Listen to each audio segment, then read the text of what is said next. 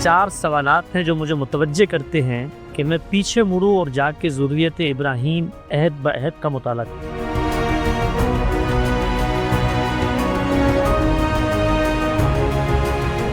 اس scheme کا آغاز سیدنا ابراہیم سے ہوتا ہے، اور سیدنا ابراہیم کو اپنے مشن کی تکمیل کے بعد اس اسکیم کا حصہ بنا کر اللہ تعالیٰ نے قوموں کے استوا کے عمل میں امام الرسل کا درجہ دیا۔ جتنی بھی انبیاء کی دعوت اس میں آپ دیکھیں گے، یہ بتا رہی ہے کہ اگر تم اللہ کے راستے پر قائم نہیں رہتے تو 2 بڑی آزمائشیں ہیں جو تمہاری منتظر ہیں۔ جزا اور سزا کا یہ پورا کا پورا قانون ہے جو اللہ تعالیٰ انبیاء کے ذریعے زمین کے اوپر انسانوں کو سمجھانا چاہتا ہے۔ اللہ چاہتا ہے کہ وہ سب کے سب اس کی جنت کی شہریت کے لیے منتخب ہوں، تو اللہ تعالیٰ نے ایک اور زائد اہتمام دنیا میں کرنا شروع کیا۔ نبوت کے بعد اللہ کی اسکیم میں ایک اور تبدیلی آئی، اور وہ تبدیلی یہ تھی کہ اب انسانیت کے اجتماعی ضمیر کو دنیا کے اندر جو کچھ آخرت میں ہونا ہے جزا و سزا، اس کا ایک ریپلیکا، اس کا ایک ٹریلر تاریخ کے صفحہ ہستی پر فلم چلا کر ہم دکھا دیں کہ جو کچھ جنت جہنم میں ہم نے کرنا ہے ہم تمہیں دنیا میں کر کے دکھاتے ہیں۔ پورے بقرہ بنی اسرائیل کے بارے میں بھی بتایا، ہم نے کہا تھا کہ بستی جو تمہارے سامنے اس میں داخل ہو جاؤ، اس کی پیداوار جس طرح چاہو مزے سے کھاؤ، مگر سجدہ ریز ہو کے داخل ہونا اور کہتے جانا حطۃ